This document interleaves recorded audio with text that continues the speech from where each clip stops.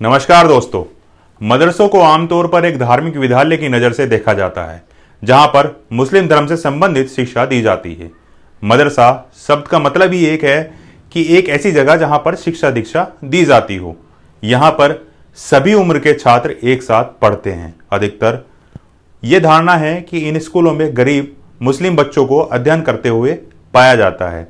इन विद्यालयों में या तो वही लोग अपने बच्चों को पढ़ाते हैं जो या तो बहुत गरीब होते हैं या फिर अपने लड़के को इस्लाम पर पूरा ज्ञान दिलवाना चाहते हैं। दोस्तों, मदरसे इस्लामिक विद्यालय हैं और इनके विषयों में उर्दू के साथ साथ सभी इस्लामिक धर्म से संबंधित पुस्तकें पढ़ाई जाती हैं। जैसे शरिया में कानून का क्या उल्लेख है, मुस्लिम धर्म का क्या इतिहास है, वो इन सब चीज़ों में पढ़ाया जाता है। भारत में मदरसों की अगर हम जानकारी की बात करते हैं तो एक सच्चर समिति बनी थी 2005 में जस्टिस सच्चर के अंतर्गत। उनकी रिपोर्ट के अनुसार भारत में मदरसों की जो स्थिति है वो ठीक नहीं है। यहाँ मुस्लिम मदरसों में अपने बच्चों को पढ़ाने के लिए अपनी रुचि नहीं दिखाते हैं। भारत में केवल 4% बच्चे ही मदरसों में जाते हैं, जिनमें अधिकतर गरीब परिवार के होते हैं या फिर किसी धार्मिक इस्लामिक परिवार से।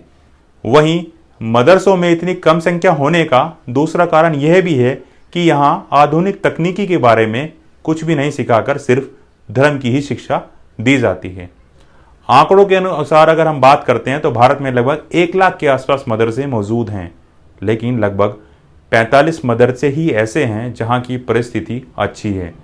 हालांकि कुछ लोगों ने इस बात को मानने से भी इनकार किया है। इन लोगों का मानना है कि जो लोग मस्जिद में जाते हैं वो मदरसों में भी जाते हैं। इन लोगों के अनुसार भारत में मदरसों में जाने वालों की संख्या लगभग 50% है। वहीं सच्चर समिति के जो आंकड़े हैं इनकी बात से बिल्कुल अलग हैं। दोस्तों, अब बात करते हैं कि मदरसों में निवेश कहाँ से होता है, यानी कि इनका जो खर्चा आता है पढ़ाने में वो कहाँ से आता है। मदरसों को 2 तरह के लोगों द्वारा पैसा दिया जाता है। कुछ लोगों का ये भी मानना है कि मदरसों में जो निवेश है वो सऊदी अरेबिया से आता है या कुछ ऐसे सामाजिक संस्थान हैं वो लोग इनमें इन्वेस्ट करते हैं, इनको पैसा देते हैं। साथ ही साथ कुछ लोग ये भी मानते हैं कि मदरसों की जो फंडिंग है वो ज़कात और दान में मिले पैसों से की जाती है। हर मुस्लिम व्यक्ति अपनी आय का कुछ % हिस्सा ज़कात या दान करता है और इन पैसों का हिस्सा ही मदरसों को भी दिया जाता है। दोस्तों, इतना ही नहीं, दुनिया में कई ऐसे मदरसे हैं जहां पर ये अफवाहें हैं कि आतंकवादी संगठनों द्वारा भी निवेश किया जाता है। हालांकि भारत के जो मदरसों की स्थिति है वो पाकिस्तान के मदरसों के उनकी स्थिति से बहुत अच्छी बताई जाती है। ऐसा कहा जाता है कि पाकिस्तान के मदरसों में शिक्षा लेने वाले बच्चे कट्टर मुस्लिम नेता, मुस्लिम धर्म प्रचारक या फिर आतंकवादी बनकर निकलते हैं। भगवान का शुक्र है कि अभी तक भारत में ऐसा कुछ नहीं है। भारत में कुछ विवाद भी हैं, जैसे मदरसों को लेकर 2017 में यूपी में स्वतंत्रता दिवस की एक वीडियो मंगा ली गई थी जिस पर विवाद हुआ था कि आप हमारी देशभक्ति को जज करना चाहते हैं। वहीं वक्फ बोर्ड के एक चेयरमैन हुआ करते थे वासिम रिजवी जी, जो इस समय अपना धर्म बदल चुके हैं। उन्होंने भी मदरसों को जिक्र किया था और कहा था कि वहाँ पर बहुत ज़्यादा कट्टरता फैलाई जाती है। तो उन्होंने प्रधानमंत्री जी को चिट्ठी लिखी, कई जगह चिट्ठी लिखी थी कि आप इस पर स्टेप लीजिए।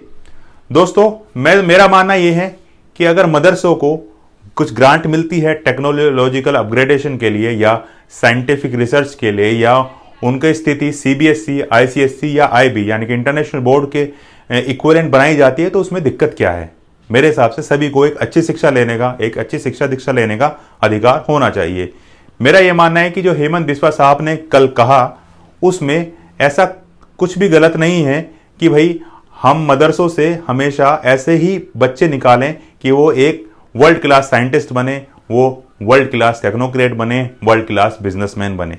ऐसा नहीं है कि हम मदरसों से उनको धर्म की शिक्षा तो दे रहे हैं, लेकिन साथ साथ हम उनको जो तकनीकी ज्ञान है वो उनसे वंचित कर सकें। दोस्तों, आप भी अपनी राय मदरसों के लिए क्या है कमेंट सेक्शन में करना ना भूलें। वीडियो पसंद आती तो प्लीज़ वीडियो को ज़्यादा से ज़्यादा शेयर करें और चैनल को सब्सक्राइब करना ना भूलें। धन्यवाद दोस्तों।